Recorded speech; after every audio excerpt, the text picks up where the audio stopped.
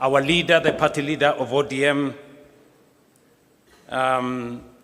Oburu Oginga, governors present, senators present, members of parliament, both from Kenya and from Yala. I have a written statement, just like Daktari Oburu. Allow me to read half of it, and then I will speak the rest. It is good to be back here at the Kenyatta International Conference Center, the birthplace of the Memorandum of Understanding between Kenya Kwanza UDA and ODM. Exactly 1 year and 3 days ago, my brother, the late Right Honorable Raila Odinga, and I agreed to work together in the national interest for the benefit of our country. Although our brother Raila is no longer with us physically, his wisdom, foresight, and enduring commitment to the nation continues to guide our shared journey ahead. The values we stood for, dialogue, unity, and the pursuit of justice and progress for all Kenyans, remains firmly alive. I am encouraged that the ODM party, now under the leadership of Dr. Oburu Oginga, remains steadfast in upholding the principles Raila Odinga stood for. Together, we honor Raila's legacy through our continued commitment to the ideals he championed for the unity and advancement of our country. Our coming together 1 year ago was guided by one overriding objective: to stabilize our country and to address long-standing socio-economic and political challenges. For too long, our politics had been consumed and trapped by division, tribal competition, and regional rivalry instead of focusing on the real issues affecting the lives of all Kenyans equally. Together, we resolved to change that.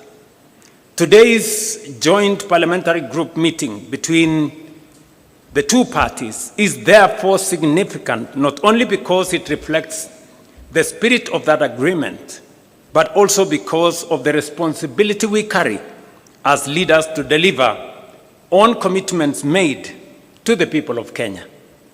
We had planned to mark the first anniversary of the signing of the MOU on the 7th of March by assessing the progress made in implementing the agreed agenda. However, as you all know, in the days leading up to that date, our nation suffered a tragic loss. We lost a distinguished member of parliament, the late Honorable Johanna Ngeno of Emurua Digir, who was a committed member of this parliamentary group and a dedicated servant of the people. Were it not for the fatal helicopter crash, the Honorable Ngeno would have been seated here with us today. May his soul rest in peace. Ladies and gentlemen, the MOU between UDA and ODM was built around a 10-point agenda, drawing largely from the recommendations of the National Dialogue Committee, or commonly known as NADCO. These agenda items address critical national issues, including electoral reforms, the cost of living, governance, and economic stability. Following the signing of the MOU, we immediately began implementing the agreed programs. I am pleased with the report that has been presented here today by the Oversight Committee, highlighting the progress made across the 10 agenda items during the past year. The progress we have made is evident across several areas. Our country today enjoys greater stability, and the partnership has created an environment in which government programs can proceed without unnecessary political disruption. Opportunities for our young people are expanding, with government programs now reaching hundreds of thousands of young people across the nation, through initiatives in housing, health, agriculture, education, the digital and creative economy, as well as the labor mobility programs, we are deliberately expanding new avenues for employment. Allow me, ladies and gentlemen, to paraphrase, because I have been particularly meticulous in trying to find out where we are in the process of implementing the 10-point agenda. And just for the record, the 10-point agenda was not imposed on us. The 10-point agenda was our commitment, voluntary commitment between our parties in respect to the people of Kenya. There are some people who want to appoint themselves supervisors, as if we met the commitment to them. We did not make the commitment to them. We met the commitment to the people of Kenya. And our responsibility and reporting is to the people of Kenya. And let me say the following. We did this, and we set the standard very high ourselves, because we believe that is what we should do for the people of Kenya. Not because anybody forced us, not because anybody imposed it on us, but it is because it is our commitment that Kenyans deserve a higher standard of leadership and delivery. I know the matters of NADCO has been spoken very ably by the presenters of the report. We all agree that one of the most pertinent issues in NADCO was the issue of electoral reforms, and especially the appointment of commissioners to the IEBC. You remember very well that that was a very big debate. Today, we have gone through the process. The court processes have been dispensed with, and today we have a functioning Independent Electoral and Boundaries Commission. It has already conducted several by-elections, and as a show of confidence in this broad-based administration, all the parliamentary elections that have been held have been won by broad-based. I said all of them. Yes. Just for good record, and we are not Atusemi. That's what it is. Yeah, those are the facts. In fact, the last by-elections that were held, of the 4 seats that were in contest, broad-based won all of them. Again, for good record. But that is not what I'm trying to say here. I'm trying to say that we are faithful to our commitment. On matters to do with legislation that is there in Parliament, we know there has been back and forth between the two houses. We will be recommending in this PG that we have a broad-based negotiating team. One that is going to sit with both houses of Parliament, comprising membership from both houses of Parliament. Because if broad-based decides, Parliament will decide. Is that true? Yes. Because we have the numbers to drive it through both houses of Parliament. So I want us to raise the standard a bit so that we establish a broad-based negotiating committee or mediation committee to assist us on all the items that have been presented for legislation in Parliament by NADCO. One has already been dispensed with. The matter of NGCDF. The courts have given direction, and therefore the legislation that had been presented to Parliament is now what the lawyers called functors of issue. I mean, it's been dispensed with. So we now need to pick on what the directions court has given to do the rest of the funds. Let me speak specifically to some 6 or 7 critical issues that I have distilled from the report that was presented to us, especially on those 6 or 7 issues. Number 1 is inclusivity, and especially the matter of cost of living. The people of Kenya have spoken with clarity on how they want our country to be much more inclusive, and for us to be able to have a society that leaves nobody behind. We have done 5 issues on this subject of inclusivity and cost of living. Number 1, we now have a policy on the marginalized in Kenya. We have provided bursaries for their children. We have provided many other interventions that will assist minorities, people who perceive to be marginalized, for them to be brought into the bracket and so that they are not left behind. We have deliberately dealt on matters that finally dictate cost of living. And there are 4 matters that dictate cost of living: cost of food, cost of fuel, because it influences our transport, the cost Kenyans pay for healthcare, and the cost Kenyans pay for their children to go to school. We have addressed all the 5 issues. Number 1, on food inflation, on matters to do with food, we have transformed our agricultural sector. We can confidently stand here and say we did, over the last year or 2 years, we have produced more maize, we have produced more tea, more coffee, more sugarcane, and the whole productivity space has risen. It is the reason why today the prices of unga are different from what they were in 2022. We have made a commitment to that. Number 2, we have managed our economy well.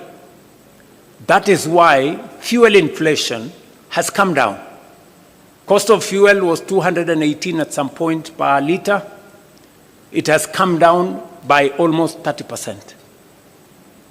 And it is because we have taken deliberate steps to stabilize our currency and to make sure that we don't pay more for fuel because our currency is not behaving. We have done the 3rd thing on matters to do with school fees. You all remember we have undertaken education reform. We've raised the budget for education from 500 billion. This financial year, it was 702 billion. The budget that we're going to read in July is 765 billion. Why are we raising resources on matters education? Because we are putting more money in making sure that every child goes to school. We have not only hired more teachers, because if government does not pay for those teachers, boards of governors pay for them, which means parents pay for them. We've hired more teachers to lift up the burden on parents from paying board of governors teachers. Number 2, we have reduced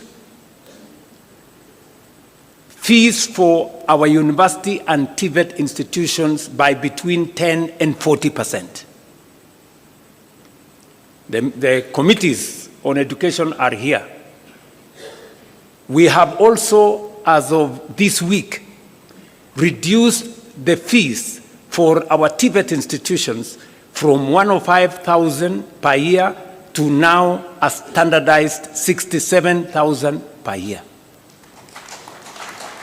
You heard the Minister for Education announce that this week. It is because we want to make sure that we lift the burden of parents on matters to do with school fees. And that is the standardized fee. And then we will now go in with all the bursaries the counties are given, all the bursaries the NGCDF is giving, and we have signed agreements with counties. You remember the Comptroller of Budget did raise issues on counties supporting bursaries.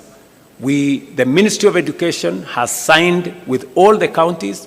Now, county governments can give bursaries to all our children because there are no children for national government or county government. That is a step in making sure that we reduce the burden on parents on matters to do with the education of their children. You all know that also we have lifted a heavy load that would otherwise be borne by Kenyans on matters to do with universal health coverage. Today, as the numbers we have been told here, we are actually closing to 30. I think by next week or the week after, 30 million Kenyans will be on social health insurance. And this week, forget about the propaganda in the headline of the news that we lost, some 50 billion can be lost. You know, people are mad. If we lose 50 billion, it means there will be nothing to pay, no hospital. This week alone, we are paying 16.2 billion shillings, this week alone, for PHC and for SHIF, this week alone.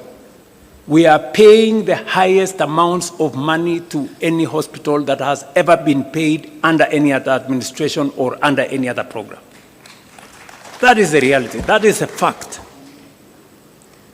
So, in terms of cost of living, we are dealing with health to reduce bills paid by citizens. We are dealing with education to reduce bills paid by citizens. We are managing fuel to reduce transport costs. We are dealing with food so that we can reduce the cost of living. So I want members of this PG to walk with your heads high. This administration, the administration you have formed, is tackling cost of living head-on. And finally, we are making sure that more Kenyans have income. Today, I report to this PG, we have 1.8 million Kenyans who are not working in 2022. Today they are working. 1.8 million. 640,000 in our housing program, 540,000 in export of labor, 300,000 in our digital platform. We have close to 820,000 under our Nyota program. 120,000 of them, we have given them grants. And I have been to those meetings in person. I have met the 120,000 young people myself. Yeah? Many people were trying to give me small lectures. What is the president doing? Going to give out checks to young people. And I told them, this is how I choose to spend my time. You decide about yours. Okay? Because I believe the young people of this country deserve my time. And time spent with those young people, talking to them, is time well spent as far as I'm concerned. And I have asked the Deputy President and the Ministry is concerned to look at opportunities, and we are discussing with our partners to look at opportunities to expand that program. We believe it is a successful program. Many young people have stepped forward, and we believe we can do more and maybe extend that program to close to 2 million young people in Kenya. And in this particular one, we made a deliberate, intentional decision that this is going to be young people between the ages of 18 and 29, because that is where the heaviest load of our young people are. So, cost of living, for those of you who are taking notes, and I suggest you do, because I see some other people, they cannot explain themselves. We've dealt with food inflation. We've dealt with fuel inflation. We have dealt with inflation that comes from Kenyan spending on education. We spend with the transport costs. You don't hear matatus hiking costs because the cost of fuel has gone up. We have dealt with more Kenyans that are working today. That is dealing with cost of living head on. And that is what we are doing together with you guys. Devolution is a principle we committed ourselves. In the 10-point agenda, we said we must be deliberate about devolution, because devolution is the single most important instrument. In fact, it is the heart of the new constitution, making sure that resources and the power to decide on those resources goes to the grassroots. What have we done on devolution ever since we agreed on this 10-point agenda? Number one, we committed that we are going to increase the shareable revenue. Last year, we increased 30 billion from 385 to 415 billion. This year, we are going to increase from 415 billion by another 35 billion to 450 billion. That is the commitment we made to ourselves that we would do. Number two, in the past, disbursements to devolved units would go, and by the way, I'm talking about shareable revenue. I'm not talking about all the resources that go to the counties. Aside from the 415 billion that's going to counties, we have another 70 billion that is going to counties. That is close to half a trillion to the counties. We might be asking a few questions to our governors. Yeah? So next year, definitely, when we do the 450 shareable revenue, we will be going towards 550 billion. We'll have crossed the half a trillion line on resources going to our counties.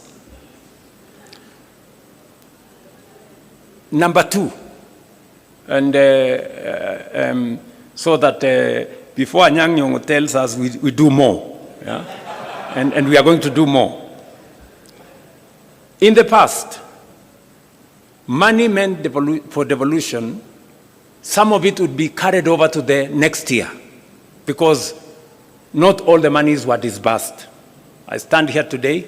For the last 2 years, we have not carried over a single cent. We have paid all the monies for devolution. At the end of the year, we made sure that we didn't cross over with any. That is going to be the same this year. We will not carry over any resources. We will pay money meant for devolution to devolution. The yearly commitment will be met. Number three, in order to enhance the efficiency of devolution, especially the efficiency of accountability, we made a commitment under the 10-point agenda that we are going to support the county assemblies to be autonomous and independent so that they can carry out their oversight role properly. Parliament, both houses did agree with us. They brought the bill to me. I signed the bill, and from this June, in the next budget, county assemblies will have their own independent budgets. They will no longer need to make friends with the county governments or to be friends of governors for them to get their resources. They can then, hopefully, we are going to be expecting of the county assemblies to exercise their oversight mandate much more robustly, because now they will not have excuses that in case they are too tough on the governors, they may lack the resources for their county assemblies. That will now be a thing of the past. And then number four, on devolution again, we realize that just as we have the national administration, the county assemblies, members of county assemblies and governors have no pension. And we have made the strategic decision that the bill that was there in Parliament, which in my opinion has serious challenges, it is my position that we now agree in this PG, that it is only fair. Governors and members of the county assembly are elected leaders like us. The same way we have pension, it's only right that they have pension. We all agree on the principle of contribution. The same way we contribute pension, they too, and I don't think they have a problem contributing to the pension. So it is my request to this assembly that we change the law that currently is in Parliament so that we include governors and we make sure that that pensions bill is contributory. Yesterday, I did sign into law the pension benefits for judges. I don't think we should leave our governors and county assembly members behind. So those are the 4 fundamental things that I wanted to say on matters to do with enhancing, supporting, and integrating devolution into our governance system. Finally, now that the court has pronounced itself on the matter of CDF, it is my belief that the bill on ward fund that currently is in Parliament should now be fashioned along the recommendation that has been made by the court and fast-track it so that our county assemblies can equally have a legal framework to guide on matters to do with ward fund. And I don't think this great assembly of PG has any problem with that. Do we really have a problem with that? Very good. So I think that will be the next thing we are going to do. And I appreciate that many governors have already implemented the ward fund even without this legislation. Now, let me go to the third issue that I thought is important for us. The matter to do with leadership, integrity, and the fight against corruption. This is a key commitment that we made under the 10-point agenda. Now, let me say the following on this matter. Number one, as part of our commitment to leadership, integrity, and the fight against corruption, you know very well we had a candid conversation on holding ourselves as leaders to the highest standard of integrity. You remember, members here, I don't want to remind you, but you remember we had a difficult decision. We had a difficult conversation, right, on that matter. It is because we chose ourselves, these members, we chose that we need to raise the bar. And I want to thank members of parliament here. You passed the conflict of interest bill, which I signed into law. If there is a demonstration of leaders sitting here that they want to be held to the highest standard of integrity, it is your passing of the conflict of interest bill. Today, it is law in Kenya. And I want to congratulate both houses for stepping up and measuring up to the yardstick of integrity. Number two,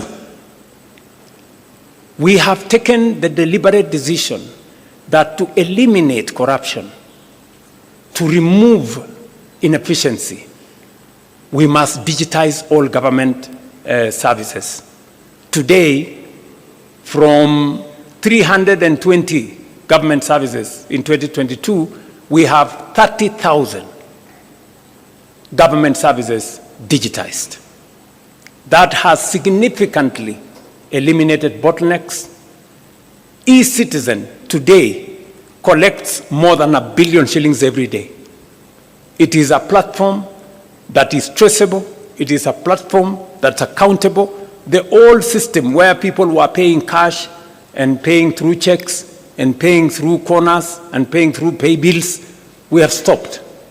And today, if you pay on eCitizen, you don't need a receipt because it is traceable from who paid, for what service, to what account. We have digitized government services as part of our commitment to eliminating corruption. Number two, I did sign into law, June last year, the money laundering and anti-terrorism financing law. Again, as our commitment as an administration and as a country to transparency, to accountability, that illicit flow of money does not find its way into Kenya. As I speak to you, we also undertook three significant steps as a means of accountability and reducing on corruption. Professor Anyang' Nyong'o, who was in our treasury, will tell you we have been struggling for the last almost 20 years to do what we called single treasury account. It has never happened. It has happened this year. We have been struggling to do what we call zero-based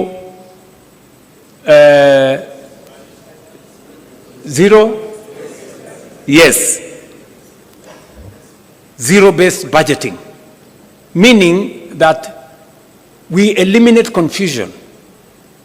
There was an element where people were saying corruption is budgeted.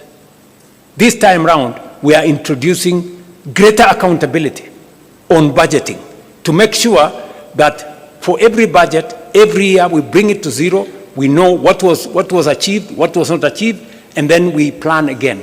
So those two, and then finally, we are undertaking the e-government procurement. We know it has caused difficulties. It has not been easy. But it has not been easy because those people who are used to manipulating things and tenders and what have really fought this matter. We agreed on EGP like 8 years ago. I think it was 2020. It has been in the books. It has never been implemented. We have implemented it this year. Why? Because we want government procurement to be transparent. We want accountability. And we want to know if you are selling to government, are we getting a fair price? Who is supplying the tender? For how much? And it must be open in a portal where all people involved can follow, so that if I don't get the tender, it means I was not the lowest or I did not meet the qualifications. That is what we are doing in matters to do with integrity and making sure that leadership is held to account. Let me also say that we have enhanced the place of the Kenya Anti-Corruption Commission. They have concluded 143 cases, investigations. They have already obtained in the last 3 years 86 convictions.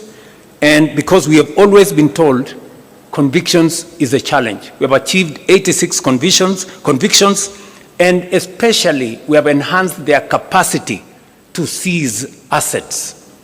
We've already obtained assets of 9.8 billion, which have now come back to government, and we are pursuing assets worth 22 billion, assets that were obtained by corrupt means.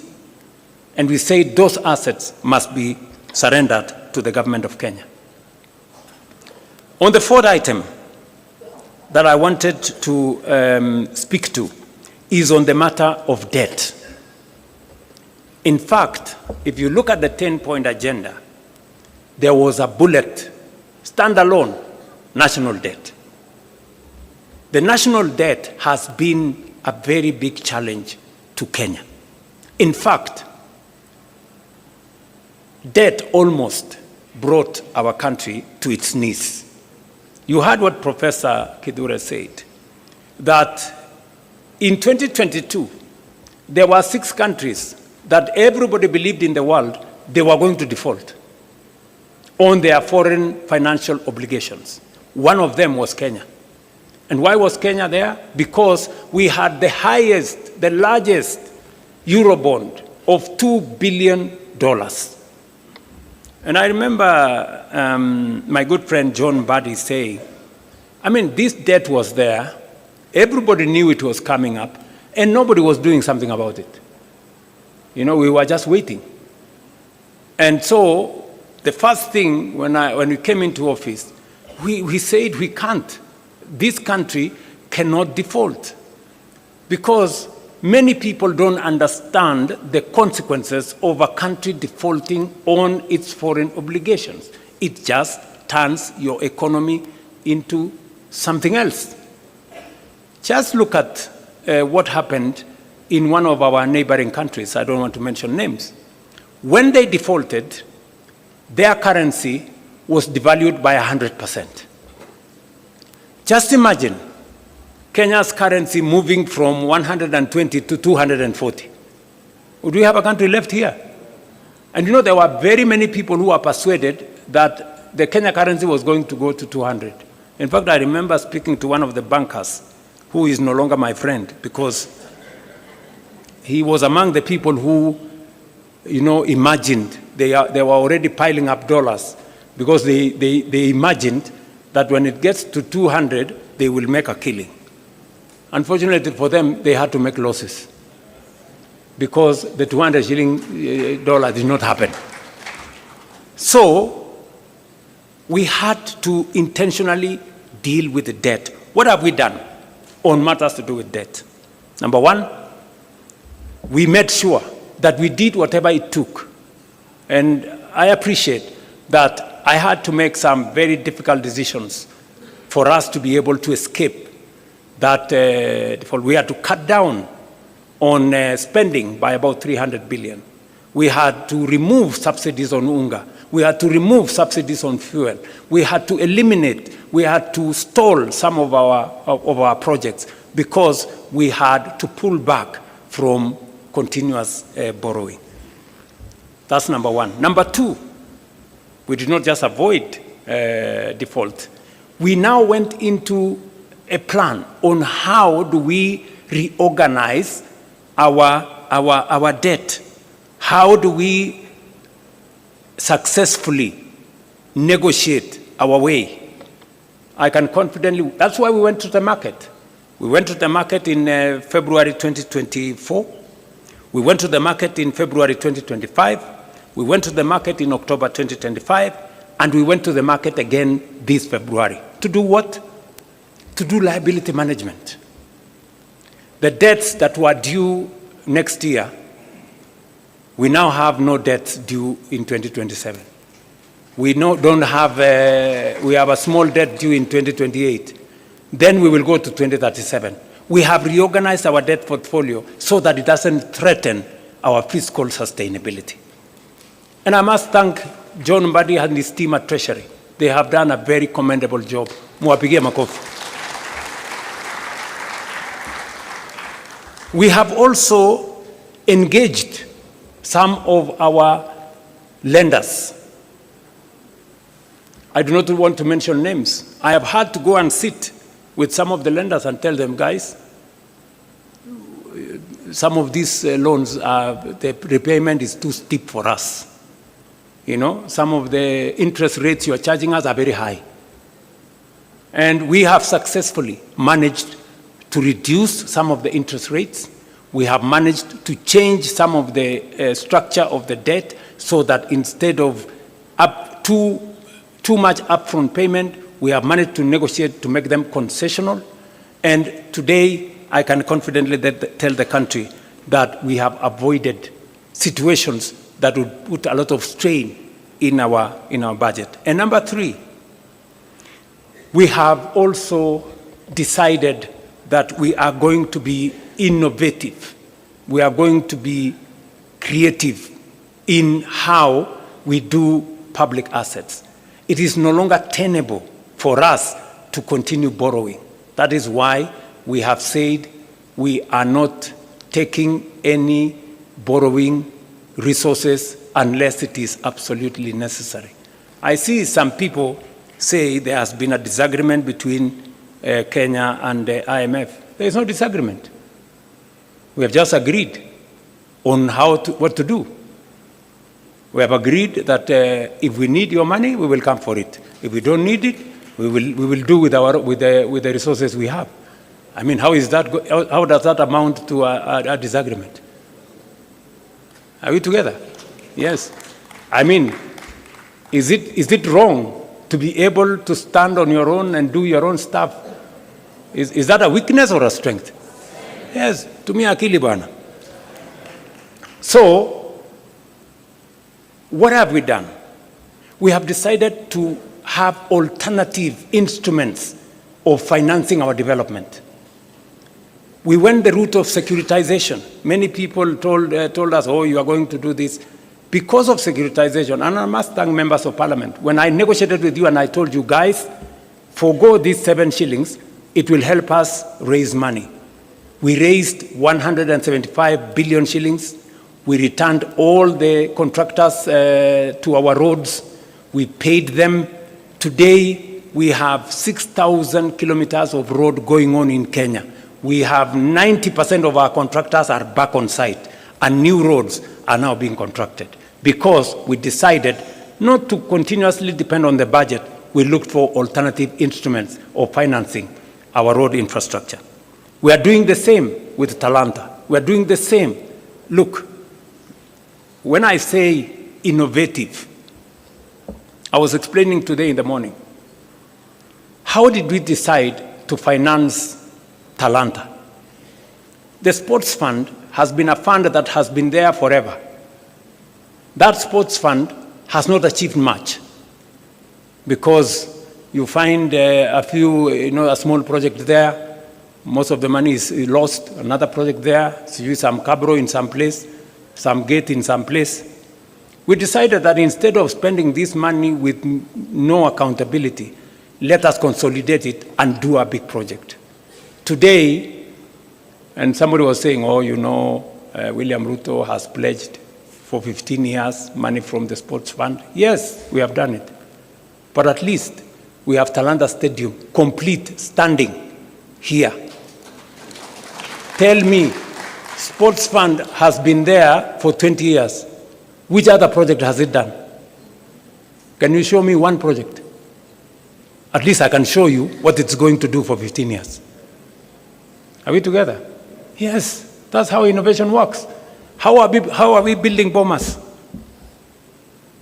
Have you seen any budget have you seen any approval of any line of budget in Parliament for bombers? We are building bombers using the tourism levy. Tourism levy has never done anything for this country for the last 30 years. Nothing.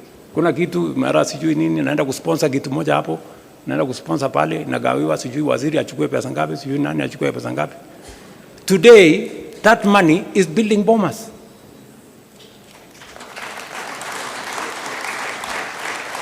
Friends, that is how thinking out of the box looks like.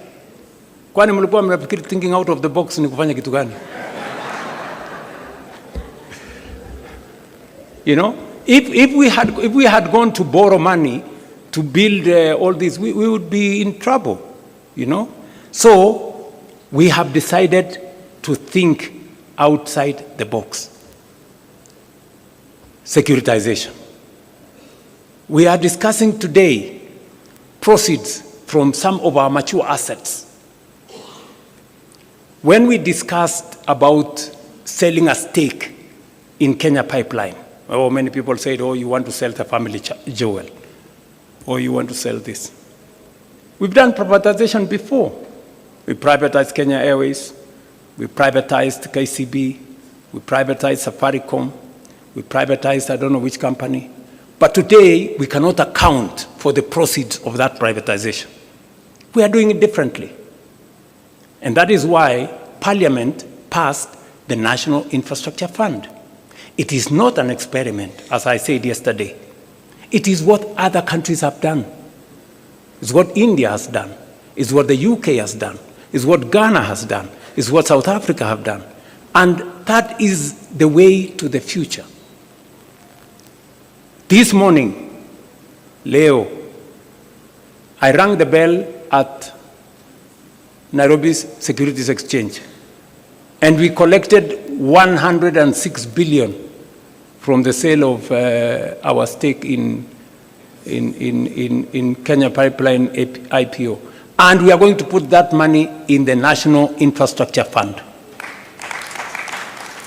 You know, let me explain to you. If we don't have the National Infrastructure Fund, the National Infrastructure Fund gives us a different leverage. It multiplies that 106 billion 10 times. You know, not through magic, no. Through innovation, creativity, and financing. And that is how we are going to have additional resources to do our roads, to generate more energy, and to do what our senior here, party leader, was saying. He said, we pretend that there is always an emergency in northern part of Kenya, when we know it's going to happen. Because of what we are doing now, if you read today's newspaper, we have already advertised for several dams. So when I talked about us using the National Infrastructure Fund and proceeds from privatization for building infrastructure, we're not talking about the future. We're talking about doing it now. We've already done the contract for Jomo Kenyatta. That is where about 15 billion shillings is going to go. And that 15 billion shillings is going to enable us raise 150 billion. Just by putting 15 billion.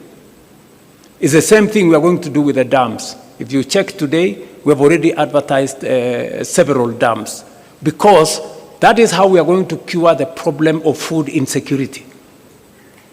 Water harvesting, water storage, irrigation. That's how we are going to eliminate the shame of hunger in our republic. And we are beginning that journey today. Many people were asking themselves, will the National Infrastructure Fund be accountable? I want to tell you, yes, it's going to be accountable. It's going to be accountable to Parliament. It's going to be audited by the Auditor General. It's going to engage Cabinet. And we are going to make sure that no shilling of that money is going to go anywhere except for productive national infrastructure. I will be appointing the board tomorrow. The governing council tomorrow. Then they will be the one to competitively recruit the board, because we want to inject transparency into that space.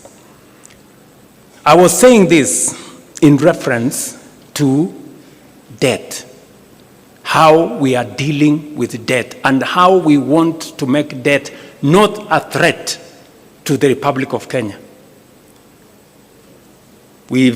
Number one, we have negotiated with our lenders. Number two, we have rearranged, using liability management, the debt portfolio. Number three, we are using different mechanisms to raise revenues for matters to do with the public infrastructure development. We are using private-public partnership. Finally, the Rironi-Mau Summit Road, we are not even investing money from the public. That is being built using private-public partnership. And that is how we are going to grow our country without putting too much burden on citizens on taxation or over borrowing from everywhere. So, national debt. So if anybody was doubting the commitment of the broad-based government or our commitment to the 10-point agenda, I have explained with clarity what we are doing, because we set up this exam ourselves. We wanted the highest standard for ourselves so that we can serve the Kenya people better. Let me go finally to one more issue, and that is the issue of which was peaceful assembly and making sure that the victims of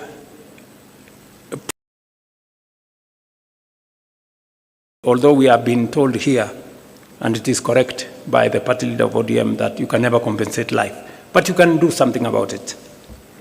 What have we done? You know, many people are saying, oh yeah, maybe. I took the first step and gazetted a victims compensation panel. It subsequently went to court, and the court, with the Independent Police Oversight Authority, we have identified all the victims and profiled their names, and we have already made sure that we have a comprehensive list. We did not even by protests from 2017 are now captured. So we have already identified all the people in there. We have provided resources. You will be approving 2 billion shillings to make sure that we have the resources to compensate those people. Finally, the court came through and gave direction on how that process should be done. And last, now, in compliance with the decision of the court, last week we gazetted a panel, as was recommended by the court, to expedite this process. And it is our belief that unless we should be able to conclude this exercise before June, so that we can all be in that space. But we are not stopping there. We are saying we want to look at the future. And so I think it would be right for us in this PG to recommend that the Kenya Human Rights Commission propose a law to Parliament on protection of protesters, on how to protect protesters, because it is a constitutional right.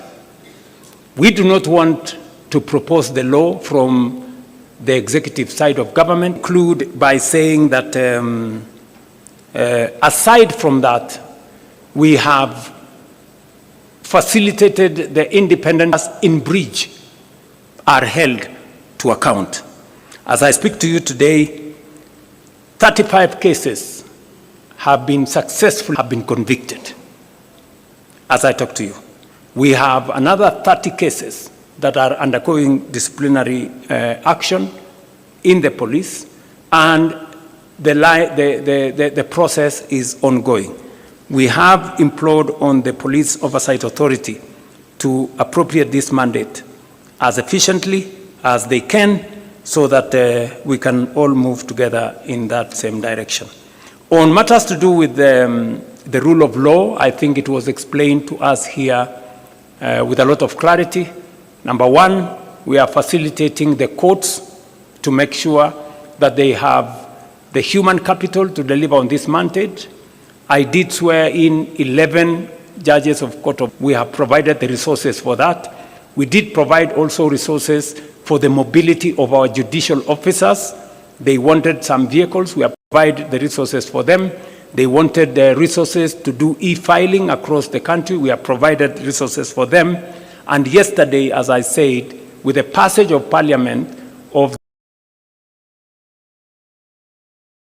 judges, yesterday I did sign it into law so that we can give our judicial officers greater capacity and be able to, for them to be able to appropriate out, just as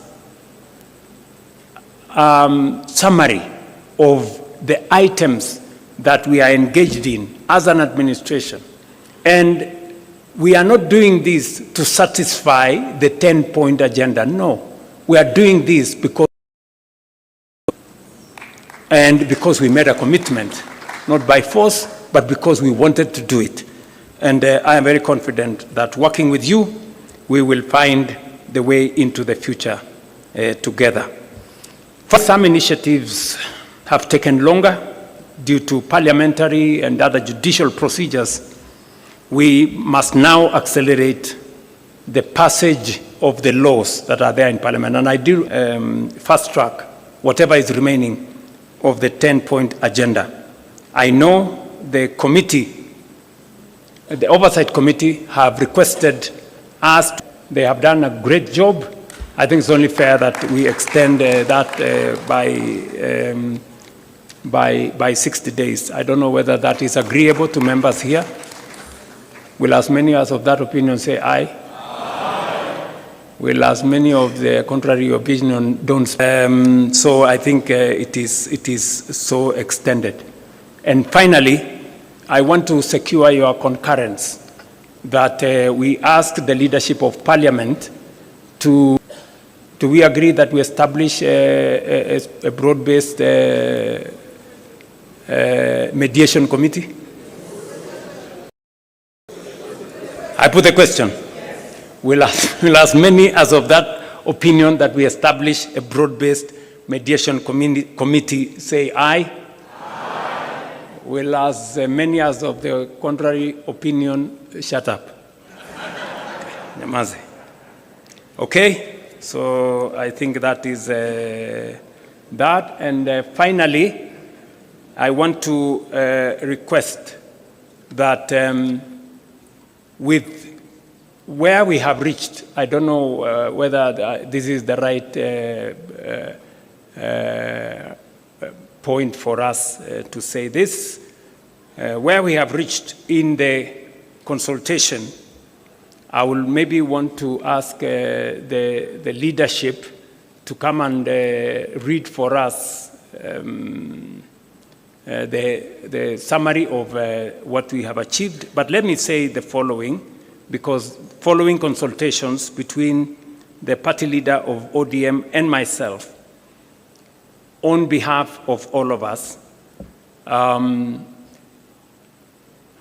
UDA Management Committee did endorse that we begin consultation. It was also approved by the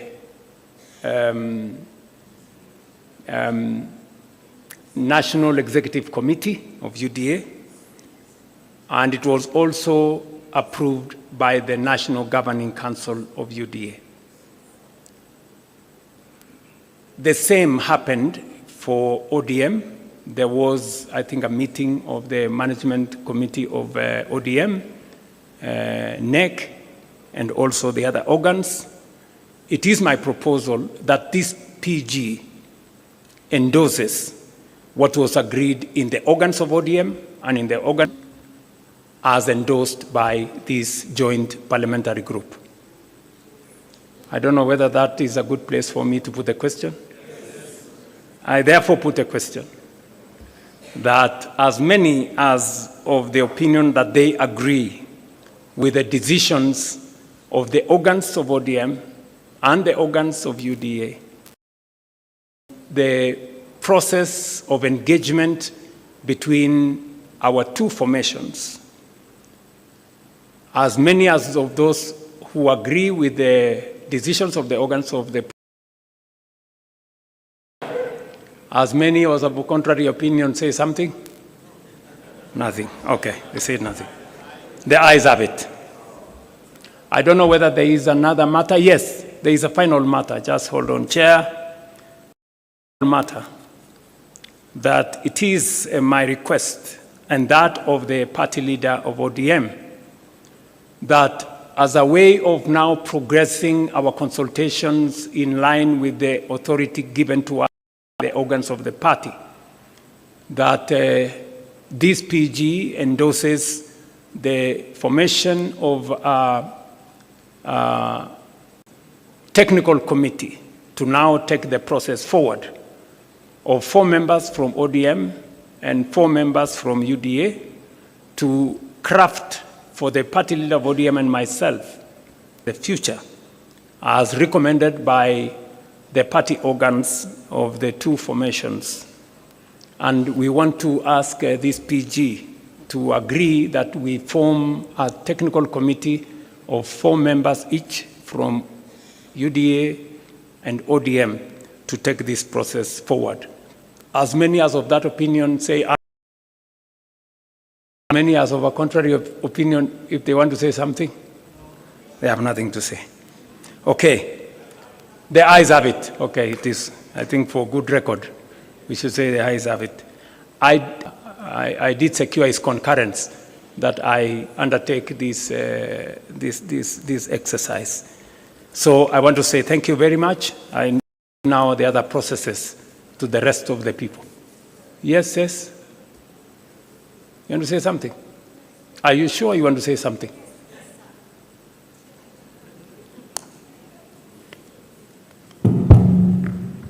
Sir, I'm sorry I have to speak before you come down. Please say something about the 2/3 gender rule. It is silent in this report, even under the recommendations of the ZANI committee. They are silent about the way forward. No, it is not there. It's there. Just mentioned. It is there, Can somebody read out the Chair, it is there, says. Your Excellency, please let me read for you. We cannot make such a fatal mistake. You know, Your Excellency. Item number 1, constitutional amendment. Yes. Yeah, but so, you know, sir, you know how critical this matter is. Yes. Your pronouncement means a lot to the women of this country. It is very, very important that this is mentioned right here and now, respectfully. Let me be specific. Let me be specific.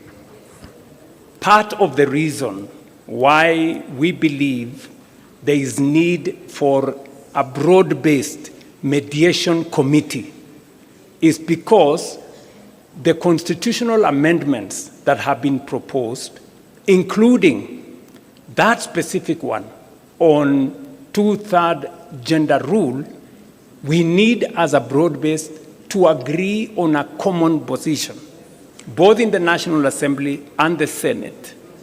And primarily, that is the reason why we are proposing that mediation committee.